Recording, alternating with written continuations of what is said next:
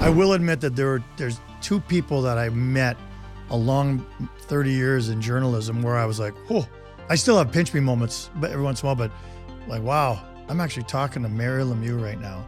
And then the other one was Gretzky. And then it became, when Gretzky would come to town as the coach of the Coyotes years ago, I'd sit, just him and I would just sit for sometimes half an hour. That's kind of a pinch me moment. I'm talking to the greatest hockey player of all time, and I'm asking him questions that I can't believe I get to ask him.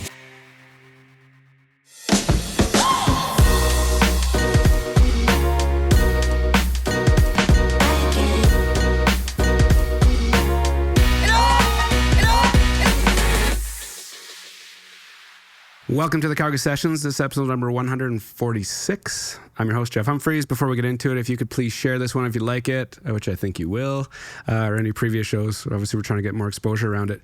Today's guest, our buddy Jason from Matador Pizza. I had Jason on early on this show, and he's such a connector and warm spirit.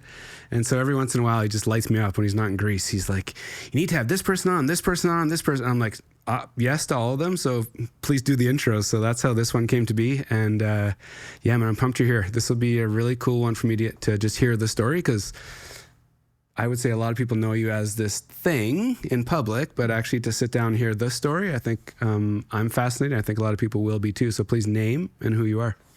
My name's Eric Francis, and I'm a columnist and analyst with Sportsnet. This will be, it's funny, right? Because me being a hockey dude. Yeah. Seen the face, heard the voice for a lot of years. Didn't read anything because I don't read, but so it'll be cool. And as we talked about this summer, when you said you're just screwing off to the cabin all summer, I'm like, oh, this is a like-minded human, because that's, summers are that for me also. Yeah, well, I need it. It's not a tough job that I have. People will tell me every day that it's not a tough job. 9 months of covering hockey. So a lot of people do it for free, but it is good to get away for 3 months and just kind of clear the mind. And then I come back every fall really excited to cover whatever state the franchise in Calgary would be in. Yep. I'm always looking forward to it because, and I always wonder as Canadians, when the leaves start to fall and when the snow starts to fall here, and it's fallen for the first time this year right now, would I find it depressing every year if I wasn't a hockey fan? I always wonder that out loud, just because I get excited for the fall because of hockey. Would I be depressed if it was I'm just a guy who doesn't like hockey, and I know it's 6 months of cold weather coming? Mm-hmm. Anyway, it cushions the blow for us. I agree, because growing up playing and going to the dome since day one, it's a thing. The weather changes, and you're kind of locked in for hockey for the winter. It kind of passes a lot of time. I love it. Mm-hmm. It gets me hyped. You've seen a couple of these. I've listened to a lot of them. I've never watched them, but I listened to many, many of them because I know so many people that you've interviewed, and I love this format. So thank you for having me on it, because I just think I wish there were more podcasts like it, to be honest, because I think, going behind the scenes and finding out who these people are and what they're all about, that's the best. And it boils down, everyone's got a story. And sometimes we think, well, it's just my story. Who's going to find that interesting, right? But I think it's fascinating, because I get DMs now, and people are like, man, when this person said that, they're like, that's where I'm at right now. Or it's so interesting that this person feels like this at that point in their life. So it's all these, it's so basic that we're just sharing stories and people are connecting with them. You had an interview with Matthew Eaton, who does suits for me for On Air. Yep. And he told a story about peeing the bed when he was in his early, I don't know, I don't want to put the age on it, I can't remember. Yeah. But these are the things I remember. Mandy Stobo and, of course, Dave Kelly, and I go on, and I just, these, again, a podcast for Calgarians. We have a big city here, and we have a lot of people who are real influencers, whatever the successful entrepreneurs, whatever the case may be. Yep. And they all have a great story. Yep. And I'm always fascinated how they got to where they are. So and now we get to do, now we get to roll into you. So wind this thing back, where you grew up, how you grew up, how your parents, were involved or not involved, jobs, interests, and we'll kind of weave our way to where you are today, and even weave our way to where you and I saw each other last week. So take it back. And again, that's another reason why I love this podcast, listening to, over the years, because you basically give your interviewee a blank canvas from which to start, and you build on that as a painter. I think it's fascinating. So yeah, I grew up in Mississauga, in the suburbs. Had a wonderful upbringing. Mother and father. I had a sister. I have a sister who's 2.5 years younger, 3 years younger, 2.5, and grew up as a hockey player. I played, high level sports all my life. My entire life has been shaped by sports. There's absolutely no question about it. When I wasn't watching it, I was playing it, and I have, of course, thought I was going to the NHL. I didn't get as close as like you would have, but you progressed a lot further. But I didn't grow, and then when contact came into play, I was a fish out of water. I couldn't dipsy doodle around everybody like I used to, and just got crushed. And anyway, I used to read the Toronto Star every day, read the Toronto Maple Leaf stories and everything. I mean, I'm not sure that's normal. Well, now nobody reads the paper, but I would read it every day. Couldn't get enough about Wendell Clark and Rick Vive and these guys, Boreas Salming. And I'll never forget, one day my mom changed my whole life when she said, maybe you'd like to get paid to go watch the Toronto Maple Leafs. One sentence. And my mom is a journalist, a very successful, incredible, dynamic lady. And her throwing that into my ear changed everything. From that day on, I think I was 13, I knew I wanted to be a sports writer the rest of my life. That's all I ever wanted to do. And in life, so many people go their whole life. Some people never know what they really want to do. When you know at an early age what you want to do, it's so much easier to get there. Yeah. I mean, I still feel fortunate that I got to where I am and been able to do all the things I was able to do. But just having that influence of a fellow journalist, my mom, who ended up she's now my biggest mentor, and she's just been the most incredible resource for me my whole life, to put that bug in my ear that, hey, I could marry my love for sports with a career. Boom. Like, if it was a movie, there'd be explosions going off in my head, and and that changed everything. I knew from that day on, I was, I wanted to get to Carleton University. I went there for journalism. So it's so rare though, right? Like, it's very rare. Like for anybody to figure out their thing at any point in their life is rare. Oh yeah. Let alone at like 13 and be like, that's exactly what I'm going to do. Thanks, Mom. I consider myself the most fortunate, luckiest person that I know. Like, I've never met anyone that I felt had more fortune. Yep. And I've always carried when I used to carry a wallet, a little piece of paper it says, luck is when opportunity meets preparation. And it's an old adage, but it has shaped my life. Luck. Again, I think I've prepared for it, and I took advantage of opportunities, but I felt so lucky to have a mother who was a journalist and kind of threw that out at me. And I see that as my job as a parent now. I've got 2 kids. My daughter's in her first year of university. My son is 14. And, I'm forever throwing at them, hey, maybe you'd want to do this. I'm not trying to pressure them into anything. And I certainly don't want them to get into journalism. but anytime they show an interest in something, I think, well, hey, if I could foster that passion, I'm all for it. So I was lucky that was the case. And then once I got to university, I worked all 4 years. As soon as I got there, I started working with the Ottawa Sun on the side. I was a coffee boy, then a copy runner, all positions that don't even exist anymore. I mean, newspapers barely exist, and I spent 25 years at the Sun here in Calgary. So I don't say that, newspapers are dead lightly. Like, it makes me sad. But I got my job here in Calgary. I like telling this story because I think it speaks to the importance of relationships in this world and passion.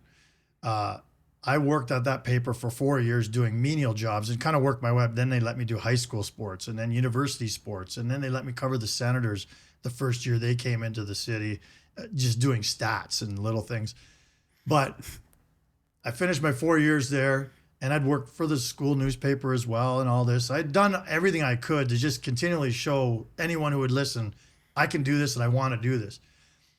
And I finished my 4 years, and while I was at that newspaper, one year there was a company golf tournament, and I've been a 1 or 2 handicap since I was a teenager, and I didn't know really many people at the paper, and I said, hey, like, can anyone join this tournament? Like, can you join as a single? And the managing editor, who was like, that's the second in command there, says, why? Are you any good? And I said, well, I don't know. I'm a 2 handicap. And he said, so what do you shoot normally when you play? Like thinking I didn't even know what I was talking. I said, well, I don't know, 72, 74, 76. Like, he said, stay right here. He came back a couple minutes later and he said, you're playing with the publisher and me and another guy. The publisher is the biggest name at the paper. He wanted to win the company tournament for whatever reason. Ego, I don't know.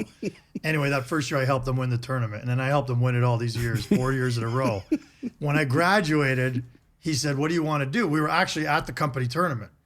And I said, I want to work for you. Like, I want to work. I'm finished school. I want to. And he said, well, we don't have any jobs.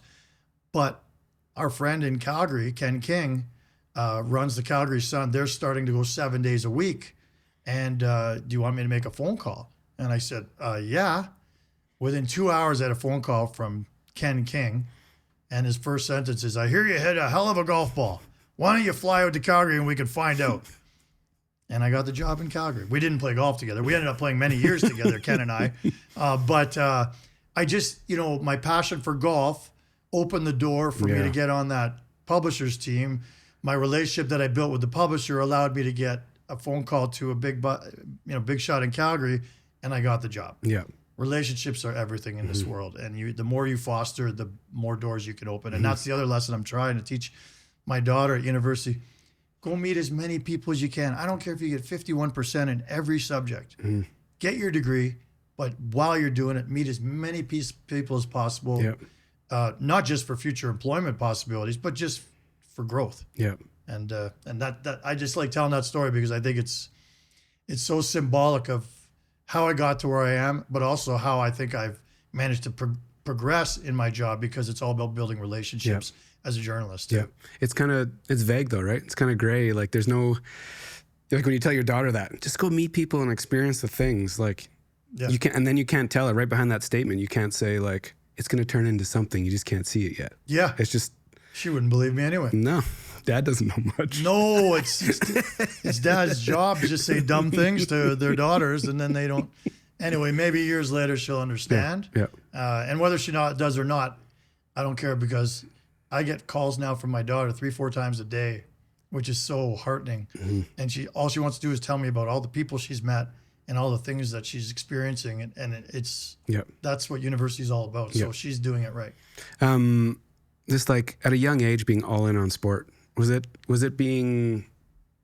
parents just like trying to expose you to different opportunities? Was it like, or did you just like, what was the thing that you just like locked onto early? Oh, I just love the competition. I think I love the camaraderie more than anything else. The teammates, before a game, I remember I'd be really nervous going to the rink, driving with my dad. But then once I got to the rink, the minute I saw my teammates, those butterflies went away and I just felt like $1 million. And, my son's always the last one to leave the dressing room right now. He plays community hockey here with the Northwest Warriors. And, there are other parents who grumble and complain and moan, God, what are they doing? They take forever. And I say, I don't care if they take another half hour. That's where the memories are, in that dressing room right now. And a coach once said to me, he said he's played his whole life. And he said, I have no memories of my career on the ice. All my memories are in the dressing room or with my teammates at tournaments and such. And I take that to heart. I think that's why I do so much work with KidSport, just because the lessons and the incredible things that come out of sport. And I don't need to tell you that, but it's sad to me that there are kids that don't get to experience that for financial reasons or whatever. But the golf was not as fun for me because it's just you. Now, some people love that, and I do like to challenge that, but I loved leaning on teammates. And my parents never forced me to go into sports. I was the one telling them, please, can I do this? Please, can I do that? Can I do this summer school, hockey school, tennis? I like that too, because especially doubles. And I don't know. All in. It was just innate. It was all in. And my son is similar to, he loves that too. The only difference is he doesn't watch it like I did. I couldn't wait for my Sports Illustrated to arrive every week. I couldn't wait for a hockey game every Saturday night. Mm-hmm. Look at today's world. We have hockey every night of the week. We can watch it on our phones. But back then, you didn't get every Leaf game. Yeah. And I want to make it very clear, I'm not a Leaf fan. Thanks for clarifying. The only team I ever cheered for in my life, Hartford Whalers. No way. Yeah. To this day, I've never cheered for any other sporting team in my life. Whenever I watch a sporting event, I want the underdog to win every time because it's a good story. And the journalist in me always wants a good story. Amazing.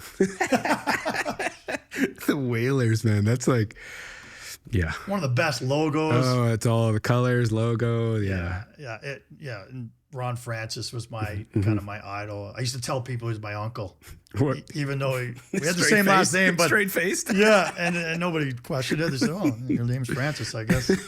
That's truth. That was pretty cool. So from 13, what 13? You're like grade 7, junior high. You're kind of in junior high, I guess. Yeah. So from junior high into high school, with that like seed planted. Well, my school was grade 7 to 13. Oh, you guys had grade 13? We do 13 in Ontario because I joke, depending on my audience, I joke, well, we do 13 because we're not as smart in Ontario and we needed that extra year.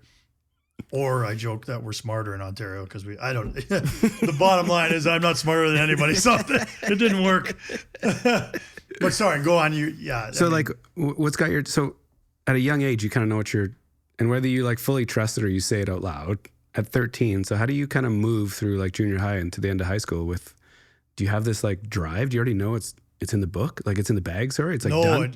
I didn't think I'd ever get to do what I wanted to do. I mean, who does in life when kids grow up wanting to be astronauts and NHL players? Like I thought it was just as probably ridiculous to think that I could actually eventually cover the Olympics and the NHL. And, I can't believe this dream I'm actually living. But I could tell you that if my English teachers knew that I was a sports writer, they would absolutely be in hysterics because I wasn't exactly a great writer. I never read the books that I remember doing book reviews. My first sign that maybe I could write a little bit was the fact that, you do book reviews and I would never read the book. I was just never a voracious reader outside of sports. And I would do a book review about a book that I never read and I would get an okay mark. And that's when I started realizing my ability to bullshit is actually not bad. Maybe I could be a journalist.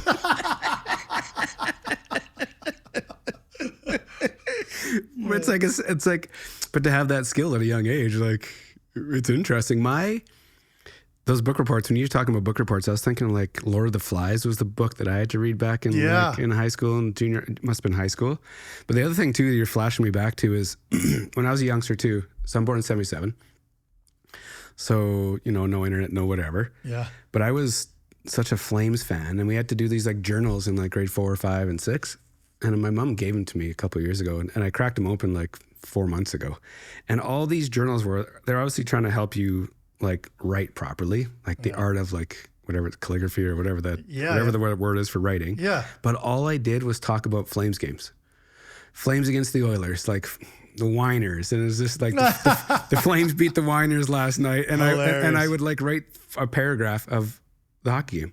And that was it. Was there ever any thought that maybe you wanted to be a sports journalist or that? I mean, you were a hockey player. I wanted to be a hockey player. That's it. Yeah. That was it. And my marks in school were like, I was a deadbeat.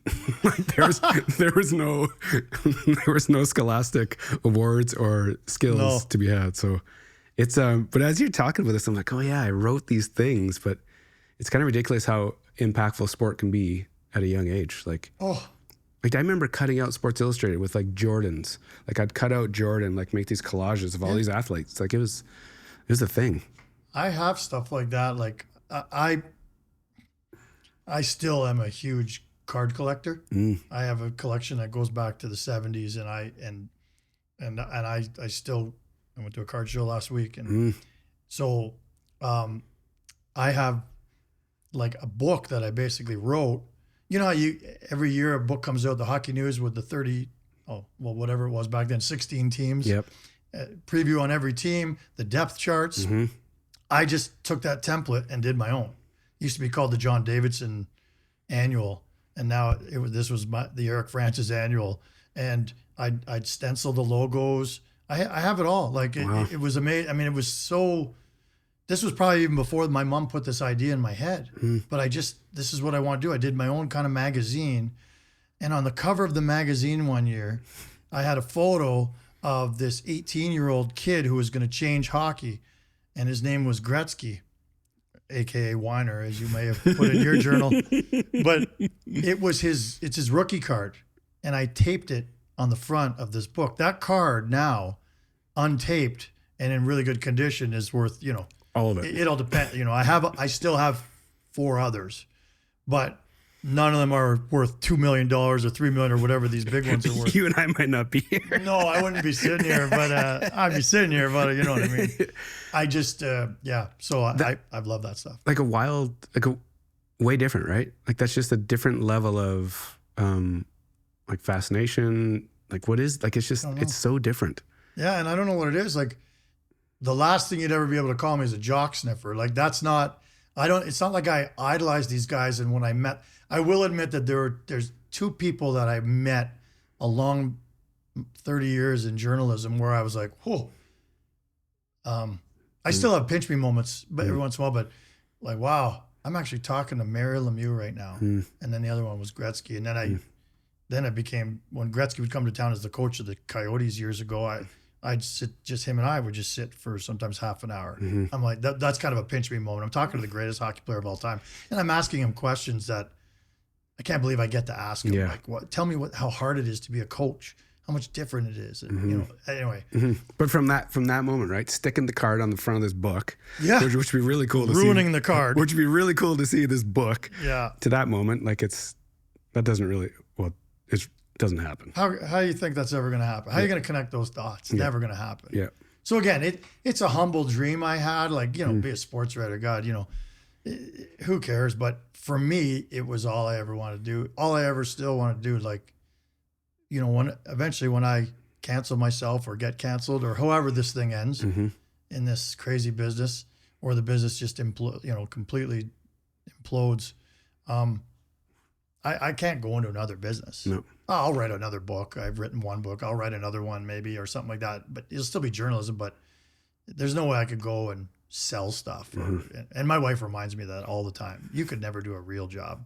Just like hang on to this thing. Yeah, I'm hanging on to this thing. Be really good at it. Yeah, well, I don't know about that, but I'm still hanging on. So coming out of high school, did you have a plan or a vision? Like what did it look like for you? It was just to go from Mississauga to Ottawa. It's funny in the yearbook. I was valedictorian of my school, but trust me when I tell you that had nothing to do with marks. That's personality Okay, so here's another example. Were your school? This is. I just thought of this. We voted on valedictorian. It was basically a popularity contest. Yep. And again, with sports and the ability to kind of meet other people, like I just felt like all the different crews that you've got in every high school, the jocks, the smokers, the whatever. I was friends with all of them. Yep. I think because I played sports with so many different ones of them, or I don't know. Yep. So I used to do the announcements at my high school. Amazing. In the morning. Again, another example. Like I never wanted to be into TV or radio, but I ended up doing a whole lot of that in my career too. But I guess I should have known I was destined for that and I still have a bunch of those old cassettes. Oh God. Of the morning announcements. Good morning, Woodlands. It's I don't think I'd say my name, but I'd say here are the morning announcements. And then also we'd say, hey, and don't forget the snow show's coming up. I was in the high school band and, different things. But also would be their reminder, make sure you vote for valedictorian. Well, here I am telling people to vote for the valedictorian. I didn't say vote for me, but it's kind of tainted when you think about it. So I don't know, maybe it's a hollow. It meant a lot to me that I got it. Yeah. But I only bring that up just because in my yearbook, when people sign it, people were calling me Vladdy for some reason, like valedictorian, play on words or what. But they all just kept saying, see you on TV, see you in the paper, see you on the radio, hear you on the radio. They knew that I was going to do what I wanted to do. I don't know why. Isn't that weird? It's super weird. Like it's one thing to have belief in yourself, and I'm not sure I really had it. Yeah. It's another for everybody else to say, oh yeah. No, you're going to end up doing exactly what you want to do. I don't know why. And so you're obviously like you were talking about it. You were talking about this vision, this dream to do it, right? And all of a sudden, when you're the voice in the morning, or when you're you're playing all the sports and you're connecting people and all that, like there's some data points there to prove it. I guess. And I know that all my teachers at university all knew I was going into sports. Like any time I had leeway on a project, it was gonna be a sports story every time. And a couple of them said to me, like, try to go do a political story or do something else. But a lot of them, God bless them, just said, embrace it. That's your passion. I'm not going to tell you to go do something else. You have to do at the end of 4 years at Carleton. I can't remember the word of what it's called, but you got to write like a big end paper, kind of like your big sayonara, and it's worth most of your mark. Mine was on fighting and hockey. Like, another example of that's what I'm destined to follow. What year was this? 93. I graduated at Carleton. Yeah. Moved out here in 94. So so high school at Carleton, you knew that it was journalism, writing, like that's what you're going after? Yeah. Writing more than radio and TV. Yep. And did you have an idea what kind of like writer you wanted to be? Like, did you have like what? This is pre-internet. So the the idea of, spinning up a show or spinning up a paper or spinning up there weren't those ideas out there. So they're very traditional ideas. Did you have a writing path that you wanted to get on? Funny, I don't think I did. I think I just thought I want to cover an NHL team on a daily basis and travel with them. Years later, I went on to do Hockey Night in Canada, and I did a morning show here for 12 and a half years on Jack FM, and all these things that, like those, I definitely never saw coming. Like in both of those cases, the phone calls where I was offered the job, I was sure somebody was pranking you. It's being recorded. 100%. Like, what? How do you even know my name, who I am? Anyway, that's a whole other story. But I just wanted to write about hockey. I really wasn't sure if it would be in the hockey news, which is now kind of defunct anyway, to a degree. And obviously over the 30 years, it's changed dramatically. I miss the days of writing for the Sun, and, you could make a difference. I really felt that way. Yeah. You're on the front page of the sports section, and you're dictating what people are talking about every day, or what they should be talking about every day. The demise of newspapers is really saddens me, and because they used to have such a huge impact on local discourse, and you can still do it nationally. I'm lucky at Sportsnet. I have a national platform, and Flames fans can find me there if they want to read about their team. Yeah. But I just don't think, and I guess maybe you have more of an impact because it's national. It's international. I guess it's the internet, but I just feel like the newspaper was just so much more impactful and immediate. Can you let's go back to that when Ken King calls you out here. Like the Sun was this. I'm born and raised Calgary, so like everything you say, I'm just like, I fucking remember all these things. So like, when you're walking through the Sun, the building, and you're around all the people and all the names that are like, written by and all the things, like, what does that feel like? Does it charge you up? Does it inspire you? Like, am I good enough? Yeah, I didn't think I was good enough, and I had to learn. There was a guy who I learned from more than anything. He's not in the business. He was only in the business a couple of years I was there. His name was Tom Brennan. I remember reading his stuff, and it was, I'm like, I didn't know you could get into a story like that. Like just with an anecdote or a quote or you go to university learning how to write, the 5 W's, make sure you have the who, what, when, where, why, near the top. He went in a completely different direction. So I was learning by osmosis from all these different people who were in the business. I definitely put a lot of them on the pedestal. And you just kind of find your own voice. Yep. And I remember somebody saying, I think it was Lisa Bowes. Remember her from TSN? She's still in town. Been a guest. She's been a guest here. Yeah. So, and she's a dear friend of mine. Yeah. Lisa was the first one who kind of told me what she thought my writing style was. No one had ever said it to me, and I didn't really even know. I was just trying to get through every day. And she's like, yeah, you have a very casual, I don't even remember the way she said it, but you have a very casual, you write the way people talk. And I thought, oh, okay, I guess. I mean, I don't think I'm a great writer.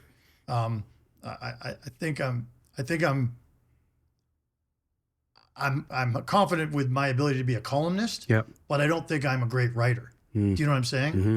And I think that, but it's the ability to kind of somehow weave in all the different things you want to put in a piece and put them all together. Yep. My mother, again, is my mentor, and she likens it to a puzzle. And at Christmas, I love puzzles. I pull out a puzzle and I bury myself in one for a whole week, like 5 or 6 of them. And my mom's the same way. And she said, that's what our job is. And I'm like, yeah, it's just a series of bits of information. Yeah. And it's just which one fits better at the top, and then which one comes out of that, and then what thought should come third. And then, oh, wait a sec, I forgot about this piece here. That's really what I do for a living. I'm a writing puzzler. That's where I was going. I don't know if that's even a term. Do you the move to Calgary, was it like, were you all in? Was there any hesitation, like just because of the opportunity? Because you were like, big organization. Someone's gonna give me a chance to do what I've always wanted to do. Yeah. You're on 3 months probation. Yep. I don't think I went out to a restaurant or a bar for 3 months. Just worked. I just worked. I didn't want to squander this incredible opportunity. And I was all in. You know, I do see people come through this city in journalism and in other walks, and I know they're only here as a stepping stone back to Toronto. Yep. And in my business, really, the heartbeat of it all is in Toronto. Yep. But over the years, I rejected many opportunities to go to Toronto. And I'll tell you why. I moved here, and I was all in. Everything I owned was in my Eagle Talon. My wife told me it was the cheesiest car she's ever seen in her life. Did you drive the Talon across? Drove it across the country with a TV set, a tube TV that I still have to this day up in my cottage. Was it 32 inch? Was it a big Yeah, it was a monster. It was 32, maybe 28, I don't know. But it took up so much room, took up my entire front passenger seat. And I drove it here and I thought, oh my God, I wish I could recreate in my life that excitement I had for moving to a new city and not knowing what was lying ahead, but knowing that it could be amazing. And that's what this city represents to me and so many others, this great opportunity. Yep. And I always refer to Calgary as like this great stock tip that I got in early on. That's how I always look at it. Anyone who's owned a house here in the last 30 years knows what I'm talking about. It's just everything's grown. And but what I fell in love with in this city, and some people may think this sounds cheesy, but I've said it a million times, the sense of community that I fell into and that I felt. I never felt that in Ontario. I never felt that in Ottawa. I never felt that in Mississauga. But in Calgary, there's a community. Maybe it's just the sporting community that I got sucked into, drawn into, welcomed into, and I felt so much a part of it right away. And I'm like, this sounds crazy. These are my people. Like this is an incredible little group we've got here. I've never felt a part of a group outside of team sports like that. Yeah. And I still feel it today. Like this podcast, all these people on your podcast that I listen to and know or are getting to know through your podcast. Like, you know, I know thousands and thousands and thousands of people in this city because of what I do for a living. But it's also, again, about relationships. And like, I just can't believe how you meet somebody once, you're friends for life. Like friends is a bit strong, but you know them. There's a bond. Yep. We're in this together. We're Calgarians. Yep. I don't know. Sounds cheesy, but when I do my charity event every year, it just gives me goosebumps thinking about how people rally around this silly idea I had all these years ago. Totally. Which we'll get to, obviously.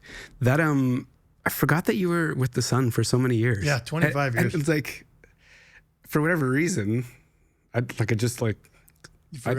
forgot. You think of me as a Sportsnet guy? That's it. Yeah. Like, that's good. Which is interesting, because obviously I do like zero research, so I don't know what the path was. But as soon as you said that, I'm like, oh yeah, I remember all those years. Like I still remember the block letters of the Sun and the column. Like I still remember all the things. Yeah. When you got your first, I don't know what you call it, like main piece where it was you writing, like it had some presence in the paper. First byline, yeah. That thing. Yeah. What did that feel like? And then I'm really curious to see what that phone call to your mom was.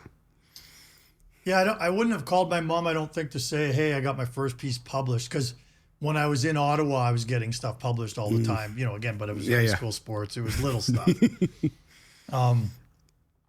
But yeah, all these years later, I still get a kick. Well, when I was at the paper, I'd still get a kick out of opening the paper, and there I am. And it's not an ego thing. It's just like, wow, like they think enough of me to put me right there on the front page with my opinion and my borderline writing, whatever the case is. And I that's still a rush. Yeah. To all these years later. So I don't remember the first one, but I can tell you. You know the feeling. That I have every single paper copy of every column I ever wrote for the Sun over 25 years. And there's a little bit of a hoarder in me there. That's my wife wants me to throw them all out before they catch fire somewhere.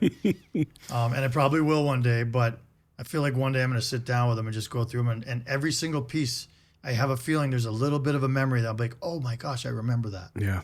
But maybe not. I don't know. But for you, because it's been so, I can imagine, I don't want to put words in your mouth, but like, you're so passionate about sport. Like it's just, and all these articles are like pieces of you that you're like, this is kind of who I am, and I'm sharing it with everybody. Because in my business, you used to have to earn your right for your opinion. Some guys would spend 15, 20 years and still not be named a columnist. Have that right to give their opinion. I was lucky. I was 26 and they offered me the columnist position. I did this thing called Page 6 for a year and a half, 2 years, kind of man about town. And then for whatever, they offered me the job to be a sports columnist. And their big concern was, we're not sure you've earned it because like you're 26. Like who cares about your opinion? And I feel that way when I hear someone on the radio who's new and they're spouting off their opinion. I'm like, no. You haven't earned that opinion. You haven't been in a dressing room. You haven't covered enough games. You can't have that opinion just because you're reading my stuff every day or someone else's stuff. So nowadays, everybody is allowed their own opinion. Everyone has their own platforms. So it's different.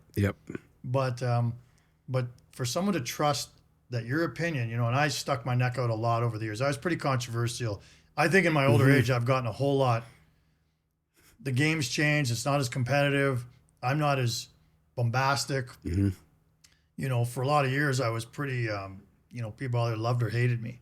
And maybe that's still I think that's still the case for some people.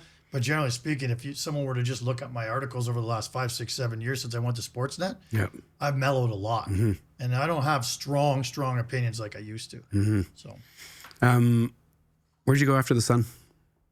I was at the Sun for all those years, and then I was freelancing on the side for Sportsnet, and they kept saying, look, we want to make you full time. Like, we'd like to steal you over at some point. And I kept saying, no, I'm so passionate about newspapers. I have a great job here, and blah, blah, blah. And then the combination of just seeing where the newspaper business was going and also realizing the future is, being at Sportsnet. They own hockey. I said, let's talk. So I moved straight over to Sportsnet. But I do remember the day I went in to tell them at the Sun, I cried. I couldn't stop crying. I'm an emotional guy anyway, and telling one of my colleagues that I work with and one of my best buds, I had to sit him down at breakfast and tell him I was a mess. I was a puddle. I'm embarrassed about it now, but I felt so passionate about that business that I hated leaving it. What year was that when you left? Probably 7 or 8 years ago. So 2017. Oh, it's that fresh. Like it's 5, 6, 7 years ago. Wow. But I like the sports. I like doing the TV broadcasts. I do the Flames games during the intermissions, and I love that. I like the travel for the most part, but not always. As anyone who travels knows, it's not all that glamorous. It sounds great until you're doing it year over year, like week over week. Like I got a trip next week, Vegas. Great. Who doesn't want to go to Vegas on company coin? And then we go straight to Utah. A bit of a culture shock, right? Totally. But I've been to Salt Lake, and I covered the Olympics at Salt Lake, and I'll never forget being at the opening ceremony there, and for some reason thinking, I remember calling every relative I have a very small family, calling every one of them, waiting an hour before the world I thought was going to watch the opening ceremony, and saying like, oh my God, I've done it. I'm here. I'm at the pinnacle of my profession covering the Olympics. I'd covered one in Greece before that, but for some reason that one just felt like the moment. And then, Canada wins the gold. I was at that game covering it. That was pretty cool. So, I mean, I've had a lot of really cool moments, but for some reason Salt Lake really sticks out. So I'm kind of excited to go back to that city. I know I can't get into any bars there, but to get into a bar there, you have to buy still to this day, you still have to buy a membership. No way. So you pay like $15 and you're a member for life. Yep. So I have all these memberships from the Olympics. I'm not sure they're going to honor them. Or if they're still around. I doubt they're in the database. Yeah. When you, like that moment, that's an interesting moment. You've had a bunch of like wild moments over the years, but that one, like when you say it's like the pinnacle of your career, what do you do after that? Like, how do you manage yourself after you've hit that spot? I didn't feel like I was never worried about that. I just thought, there'll be many more Olympics to come. And, I enjoyed being there and doing it, but, it just continued to be a ride after that. I really enjoyed covering the majors. I probably covered 12 golf majors, British Open, and right during Tiger's era. Like, I think I covered 12 majors, and I think Tiger won 8 of them. No way. Like, that's the way the world was, right? I'll never forget covering the one in 2000, the Open at St. Andrews. Got to play the course a couple days later. Amazing. But Tiger won by, I think, 15 strokes over Ernie Els. Like, welcome to the big leagues, buddy. And I'll never forget just the going into Ladbrokes. That's where you could bet back then. And it was a 1-to-1 proposition. You either bet on Tiger Woods to win it or the rest of the field. That's an incredible, that just speaks to just how dominant he was at the time. And he won. So, you could have taken 143 other golfers or him. Yeah. Like, what are the odds that you're going to pay off with Tiger? But it did. Crazy. You snuck this in a few minutes ago, the charity. Can you kind of unwind the pig out and just kind of like explain what it is and why you spun it up and how it's connected to the city? The Pizza Pigout, we just had the 22nd annual. And it's funny because I took 5 years off at one point because I was doing Hockey Night in Canada. I had 2 young kids. I was writing 5 columns a week, and I was doing Jack FM in the mornings at the same time. Man. I look back, I go, how? So I stopped the Pigout, and I thought I'd never do it again. I did 10 years, which was probably 9 years longer than I ever thought I would do this silly pizza party. But somebody talked me into bringing it back, and now we raise about $100,000 every year. I started it in '96 because I was living with 2 buddies in this wicked bachelor pad that I owned. 3 of us lived together, and we would order cheeseburger pizza from Vern's. It had just come over from Saskatchewan, and the box was like, you could bench press the box. That's how unhealthy it was. And we're putting on all this weight, and I just thought, you know what? One day I just thought, we eat this 2-3 times a week. There's got to be a better pizza out there. And the beauty of it is like a cheerleading contest. Everybody who makes it thinks they make the best pizza or best chili. So I thought, let's have a little competition. So I went to Dusty's Saloon. Oh, yeah. We had it at Dusty's Saloon, and it was Billy Powers. Some of these names won't mean anything to people, but they meant a lot to me. Jerry Forbes was there, and Bret Hart was there. Doug Flutie was there. I believe Jeff Garcia was there. They would interact. Anyway, it was kind of, I'm not going to say a who's who, but there were probably 50 people there. And I was a columnist on page 6 at the time, which was kind of the most read page of the paper. It's an old throwback to page 6 in New York and back in London. And I just used that platform to kind of tell people, we're going to do this silly thing. Let's just have some fun.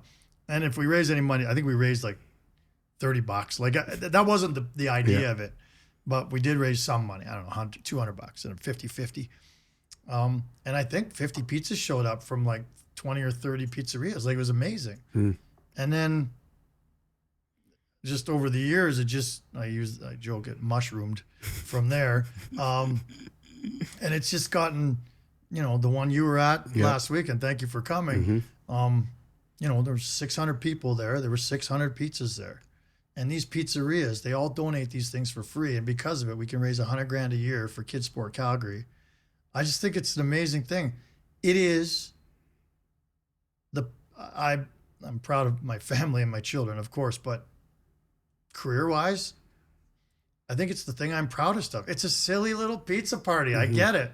But it represents what I love about this city, which is the community coming together, having a good time. It's a no-brainer for people who are invited. Come and eat as much pizza as you want and find new ones that you're going to start to order from. So you're supporting the pizzerias. They're supporting our community. Everybody wins. Everyone's donating money. 50-50, silent auction. Like it's a bit chaotic.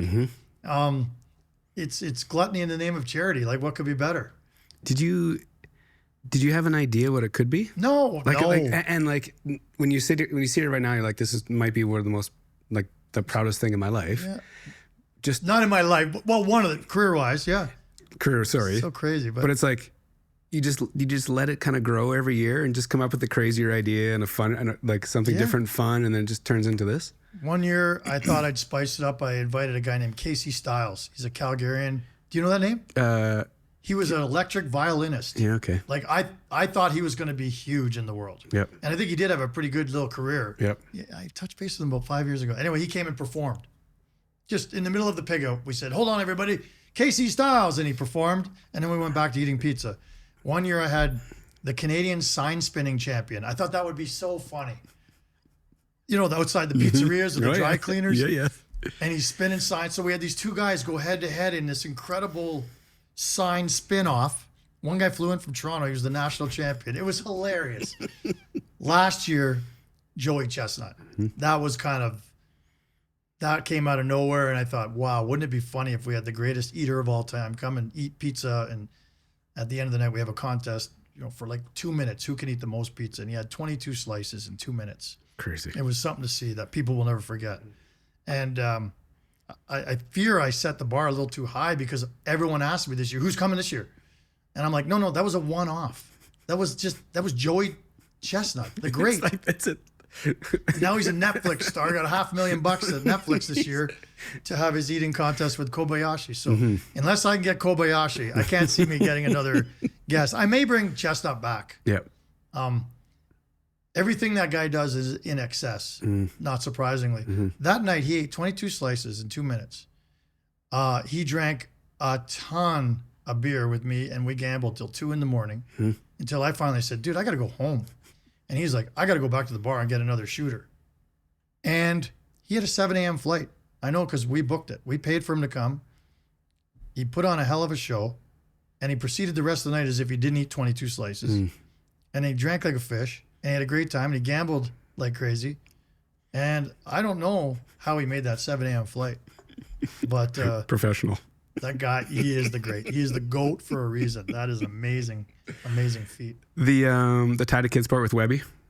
Why Kevin Webster? Why? I've been an ambassador for KidSport for 25 years. Like, now they have a bunch of ambassadors. Yep.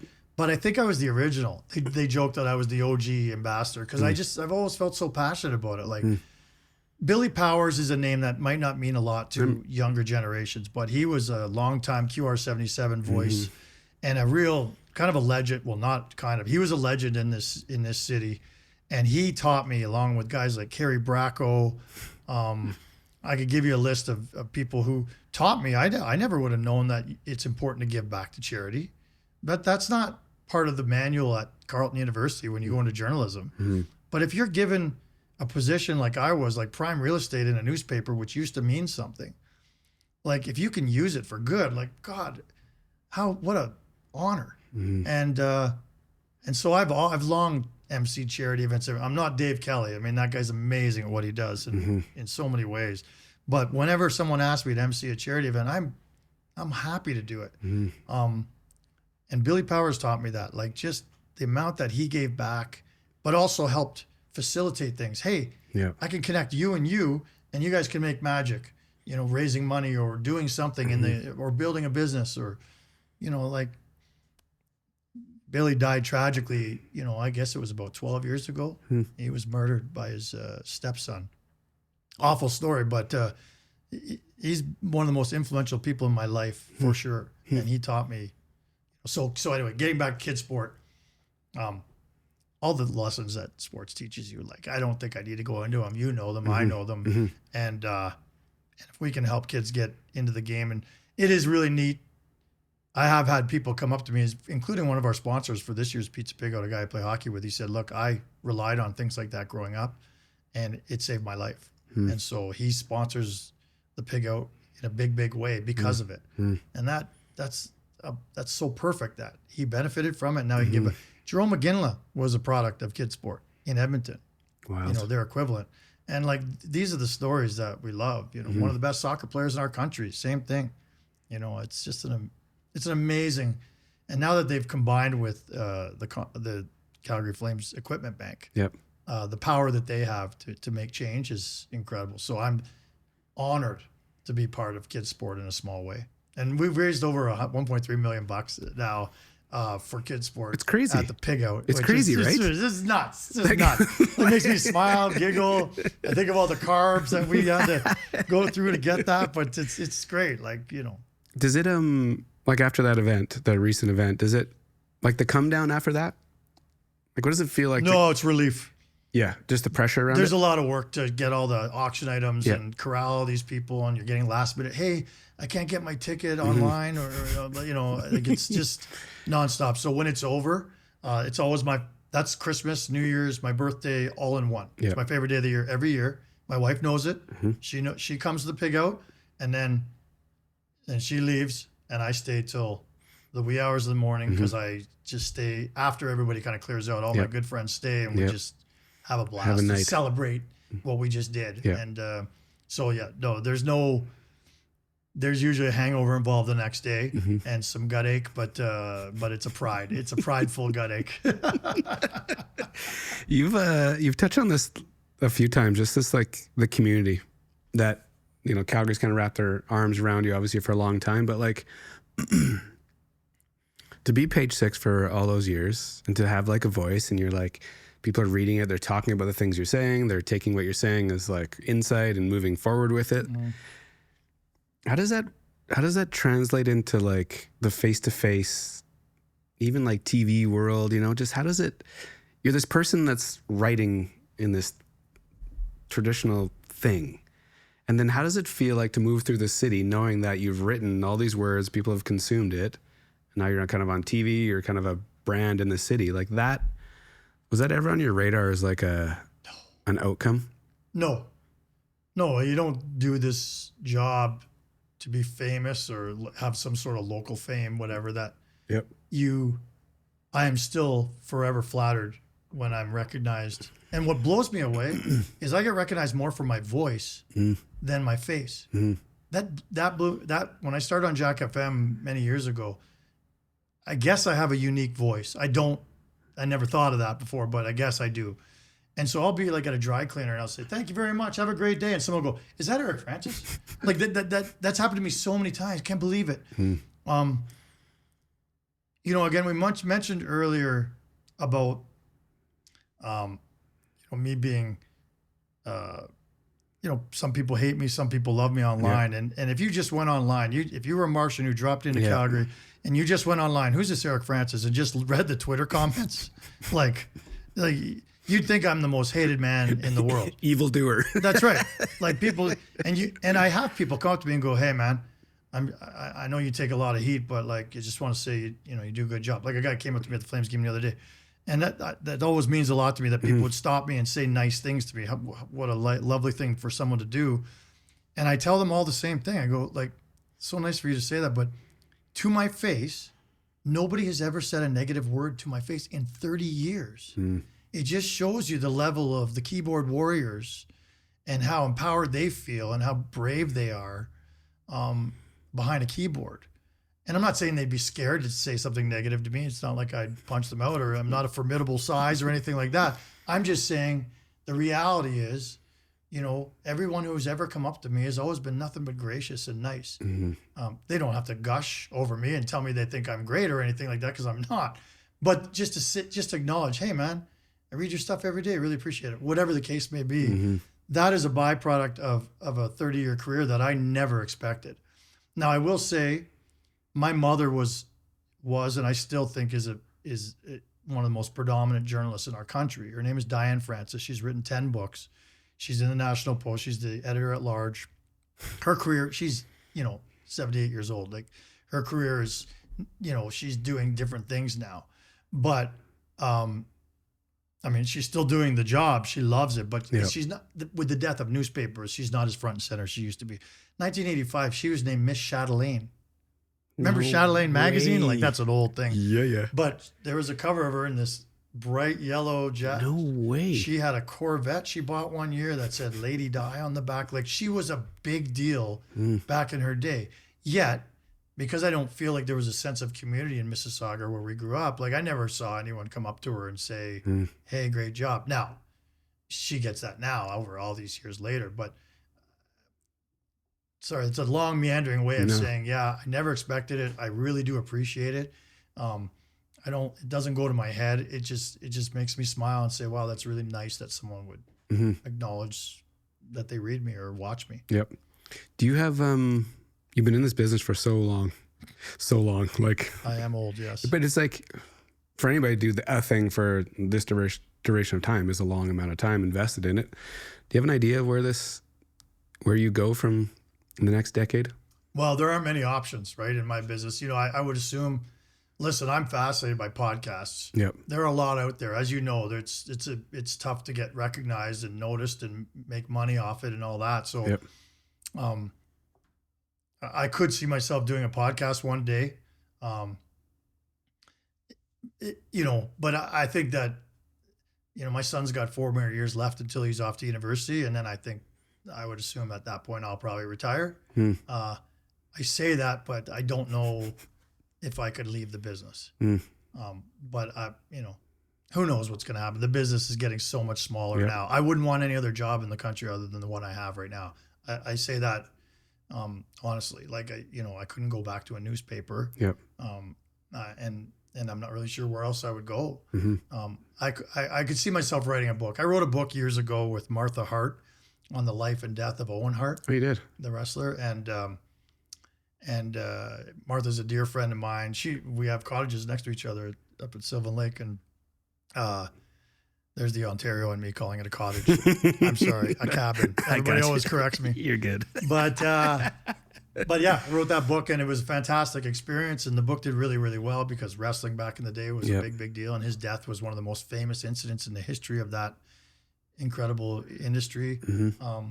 So I have thought about several books of late, and there's one in particular I would like to write at one point in time, but not yet. I don't want to do that while I'm doing my job. It was so much work, To lift that book up.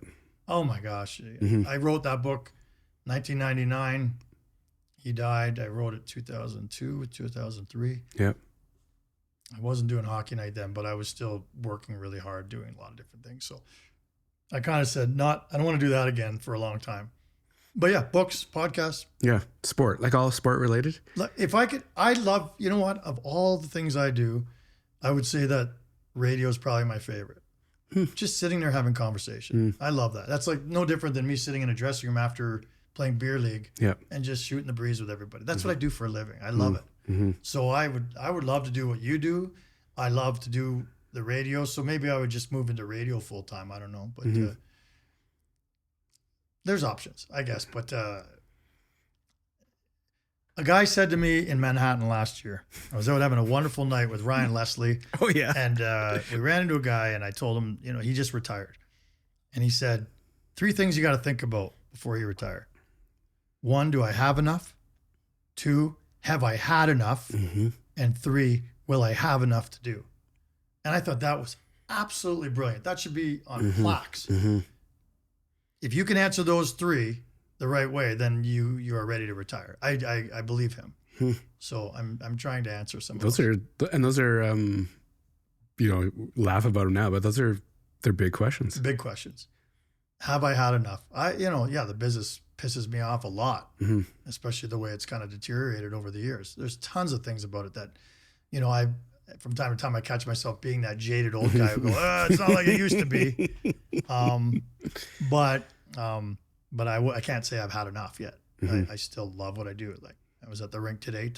Sidney Crosby's down there. I'm like, yeah, talking to Sidney Crosby. How bad is this? Mm-hmm. It's pretty cool. And those moments aren't lost on you, like for the experiences you've had, and you still feel like, oh, I'm in a spot right now. They're probably lost on me with the local team. I covered Jerome McGinley for 15 years or whatever. This is a Hall of Famer, one of the great players of our era. Mm-hmm. And I'm not sure I ever had a pinch me moment with him. I mean, I played golf with him and stuff, and I did, I saw him every day and dealt with him. But, I think it's the out of towners, the guys who you don't see as much. Yeah. And when I had that aha moment with Mario Lemieux and Gretzky, I was still a student in college and university. So that was all new to me. Yeah. And I went, oh my God, I'm talking to these guys. I can't believe this. And I see that in youngsters who every once in a while will come to the Dome. And I could see they're like, oh my God, I'm talking to Jonathan Huberdeau. This is amazing. That doesn't, I don't pinch myself when I'm in the Flames dressing room, put it that way. But it's fun to see that though, right? Like it is neat because I remember it. Mm-hmm. And hey, I think in life, the most important thing is passion.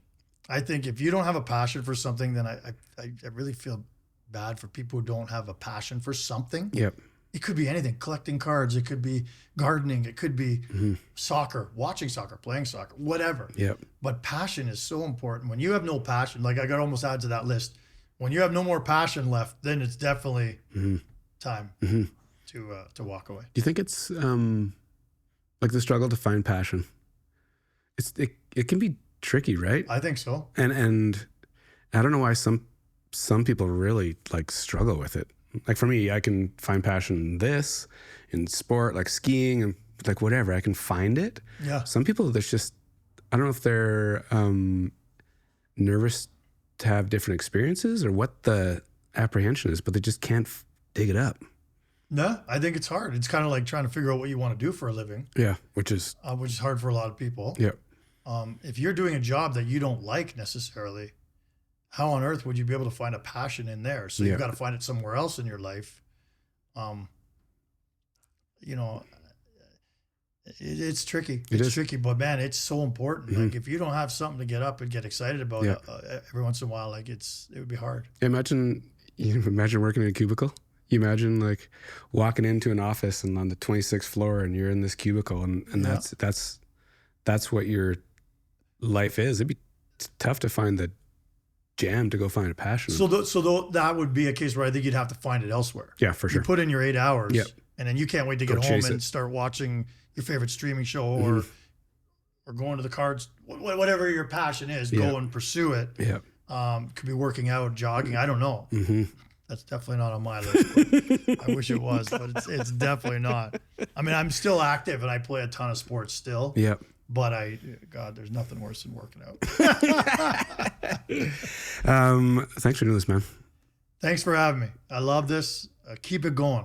It's an important part of our community. I really believe that. And I'll spread the word that this is, because this is a great podcast and it's been a pleasure. Thanks for having me. It's fun. It's fun to, like the keyboard warriors, right? People that don't know you, the only way they really know you is what you present to the world. Yeah. Your words, your in between periods. So it's like, this is cool because now I have so much context on who you are, which is, then it just adds into all the other things you're doing, which is, it's selfish for me to like bring you on and like get to know you because I'm like, oh, I know this guy now. Like, but I think it's also neat that you do this and like you said, you don't do research often, and that what a wonderful way to get to know someone. It's really no different than meeting them at a party. Yep. And then you're starting from scratch. Yeah. And like you said, you give the floor to the interviewee to sort of set the tone with, okay, where do you want to start? Mm-hmm.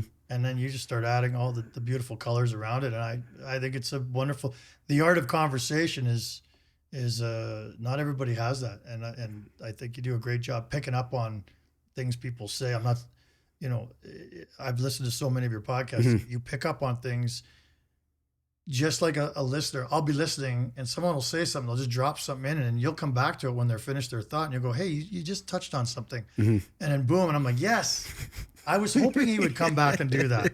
And that's kind of, because that's kind of what that's what a journalist is supposed to do. Listen and pick the interesting things out of it. And you're so good at it. So thank you. I appreciate it. I end the show with one question. When I say Calgary, where's your head go? Calgary. Opportunity. just what an opportunity. And I still think it's that way. Like I have a nephew who's in Toronto, and he'll never be able to afford anything there. He's 23. He's really trying to get his feet under him, saving money for a place that he'll never afford out east. We're trying to tell him to come out here and do exactly what I did 30 years ago. Yep. And I'm not sure the city will have the same trajectory as it did 30 years ago, but I see nothing but up for this city, and the community that will embrace him will be something that he has never experienced before in his life. It's interesting. Like when you meet people, even if it's once, like you said, like it's just you come across somebody and you may not be friends, but the minute there's another connection point, you're like, hey, do you know this person? Yeah, I met him once, and they're kind of looking for this thing. Do you know somebody? And usually it's like, yeah, I met him. Like I'll help this person out. Like be connected to whoever. It's just a thing here. It is a thing. Can I ask you when someone says Calgary to you, what do you think? Where does your head go? I would say it's like my everything. Your everything. Mm-hmm. So you love it. I love it. Like it's allowed me to do everything that I've kind of dreamed up that I wanted to do. Like that's a powerful statement. It's like, and you're crediting the city, obviously your hard work too, but yeah, you're saying this city gave me that opportunity. That's it. Just because, and like you touched on it earlier, like when you were kind of laughing about being in high school and there's like the smokers and the athletes and the band people and all the different crews. Yeah, that's what I have in Calgary. I have my sports crew, because I played a lot of sports. I got my nightlife crew because I worked in the clubs forever. I got my corporate work at Hockey Canada and the restaurant group. I got that crew. And then I got, like, it's everything. I couldn't do this show and I couldn't run my business if it wasn't here. Yeah. Because it's all connected. It really is a city of opportunity. I'm so lucky I moved here. And, you know, it's something I'm trying to, like I said, encourage my nephew to come move here, and my kids. I've always encouraged them to go away for university. Yep. I just think I think for my family, that is not negotiable. You move away for university because you're starting a new chapter. And I always assumed they would do what I did, which is just from there, just keep going, moving away. But all of my kids' friends that are older are coming back to Calgary and realizing they're going all over North America, and they're coming back saying, there's no city better than Calgary. Yep. And I really believe that. And I hope my daughter finds that. And she's only been away for a month and a half. She came back home and she's like, I cannot wait to come home when I graduate. I'm like, oh. My heart. So great. I mean, I'm not holding her to it, but we'll see. Yeah, it's at least she's saying it right now. Yeah. Thanks again for your time. Thank you. Appreciate it.